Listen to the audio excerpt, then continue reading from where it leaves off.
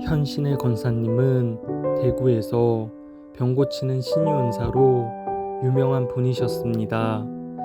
1만 명이 넘는 사람들이 권사님의 안수 기도를 받고 병 고침을 받았으며 그들 중에 많은 이들이 예수님을 믿게 되었습니다. 평생 예수님을 믿으며 복음을 전하던 그녀는 나이가 들어 돌아가시게 되었고 가족들은 장례를 준비하고 있었습니다. 현신의 권사님의 육신은 죽었지만 그녀의 영혼은 하늘나라로 올라갔고 커다란 문을 따라 천국길을 걸어가고 있었는데 그 앞에 하얀 옷을 입으신 분이 서 계셨다고 합니다.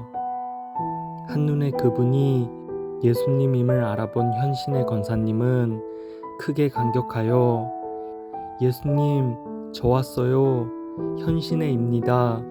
라고 주님께 인사를 했습니다.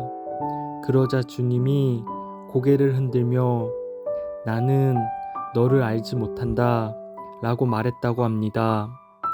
현신의 권사님은 주님이 자신에게 장난을 치는 줄 알고 예수님, 저 현신의예요.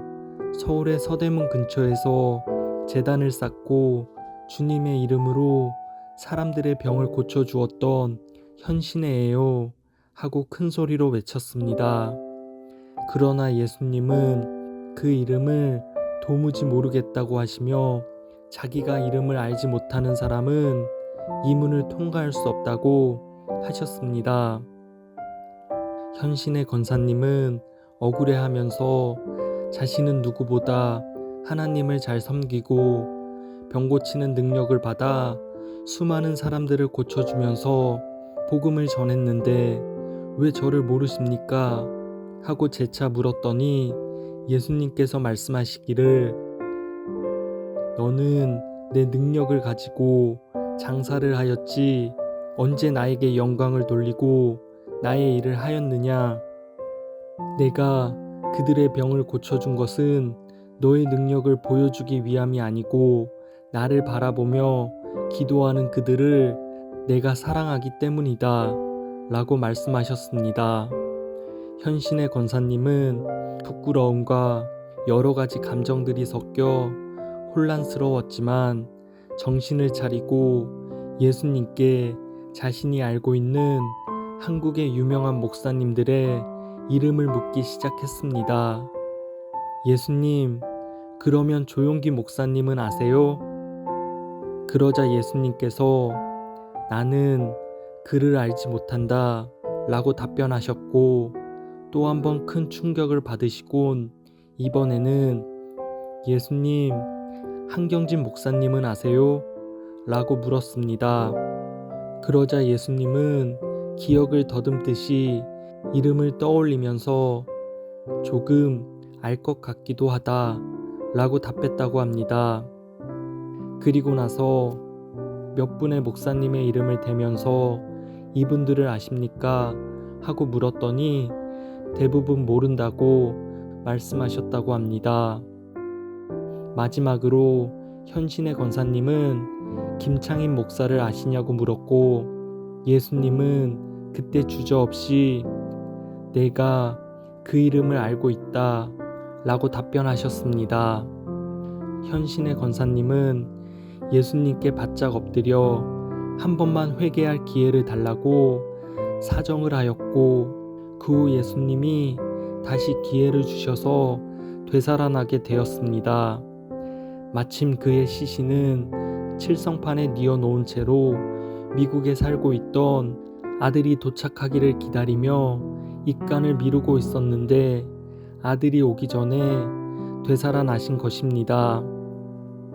그녀는 예수님이 평생 하나님을 섬기며 살아온 자신과 세계적인 목사가 된 조용기 목사님마저 모른다고 하시니 크게 충격을 받고 두려움에 떨었습니다. 다시 삶을 얻은 현신의 권사님은 자신의 치유 능력으로 자만에 빠져 있던 것을 회개하고 그동안 병 고침 받은 사람들이 헌금했던 수십억의 돈을 개인 소유로 가지고 있었는데 예수님이 안다고 하셨던 김창인 목사님이 섬기고 계신 북한 선교원에 전액을 헌금하였다고 합니다. 그리고 예수님께 그 이름을 물어봤던 목사님들을 일일이 찾아가서 자신의 경험을 이야기했다고 합니다.